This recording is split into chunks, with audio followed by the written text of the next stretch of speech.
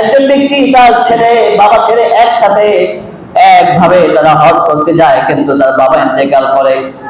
ইন্তেকালের পরে তা ওই ছেলে তার বাবার কথা জানে, ছেলে জানে তার বাবা কতটুকু কাজ করেছে, ছেলে জানে ওই তার বাবার ব্যবহারটা কেমন ছিল, ছেলে জানে সমাজে তার বাবা কেমন ভাবে চলাফেরা করত।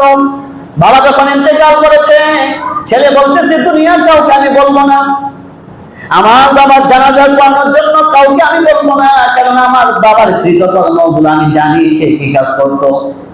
এজন্য সে একা একা বসে আছে, বাবা ইন্তেকাল করেছে, কি করবে কি করবে।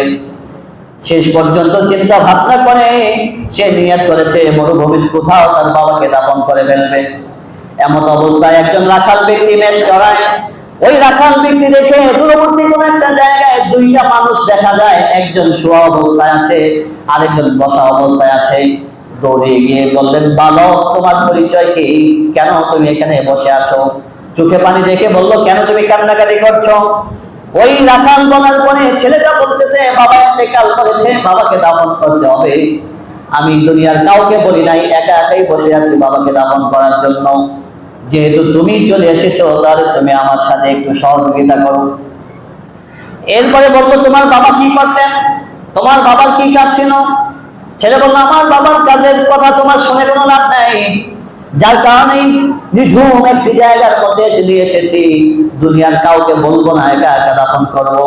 যেহেতু তুমি দেখে ফেলেছো, এজন্য তুমি আমাকে সহযোগিতা করো। আমার বাবা কি কাজ করতেন সেটা তোমার জানার প্রয়োজন নাই। দাফন কাফন হলো, মাটি দেওয়া হয়ে গেছে।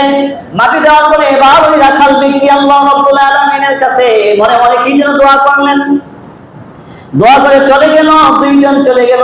সন্তান রাত্রিবেলা ঘুম ঘরে যখন যায়, স্বপ্ন যোগে দেখে তার বাবা জান্নাতের ফুল বাগানের ভিতরে ঘোরাফেরা করতেছে। বলে সুবহানাল্লাহ। সে আতঙ্কিত হয়ে গেল, চিন্তিত হয়ে গেল, কি ব্যাপার, কেমন স্বপ্নটা দেখলাম? আমার বাবা এই ধরনের ব্যক্তি না যে সে জান্নাতের বাগানে দৌড়াদৌড়ি করবে, কেননা আমার বাবার কৃতকর্ম আমি জানি। সে তো এই কাজ করে নাই, সে কবরে শুয়েছে, আমি তো ভাবছিলাম তার কবরে না জানি কি আযাব হয়, এই জন্য আমি কান্নাকাটি করেছি। কিন্তু এখন দেখছি আমার বাবা জান্নাতের ফুল বাগানে দৌড়াদৌড়ি করছে। স্বপ্ন যুগে বাবাকে জিজ্ঞাসা করলাম, তুমি জান্নাতের বাগানে দৌড়াদৌড়ি করতেছো, তুমি কি এমন কাজ করলে যে তুমি জান্নাতের বাগানে দৌড়াদৌড়ি করছো?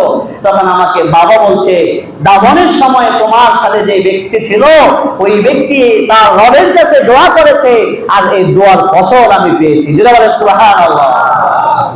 এখন ওই ব্যক্তি, ওই ছেলেটা সকালবেলা ঘুম থেকে উঠে দৌড়িয়ে মদিনায় মক্কায় যাওয়া শুরু করছে, দৌড়িয়ে যাচ্ছে ওই ছেলেটাকে খোঁজার জন্য। যে রাখাল ব্যক্তিটা দৌড়িয়ে খুঁজতে খুঁজতে একেবারে খুব কাহিল হয়ে গেছে। তখন ওই যেখানে তার বাবার লাশ দাফন করার যেখানে জায়গাটা ছিল, ওই এরিয়ার মধ্যে যে বসছে, দেখে যে ওই রাখাল ছেলেটাকে দেখা যায় সে মেষ চড়াচ্ছে। দৌড়িয়ে সালাম দিল, দেওয়ার পরে বললো, ভাই তোমার সাথে আমার একটু কথা আছে। যে কি?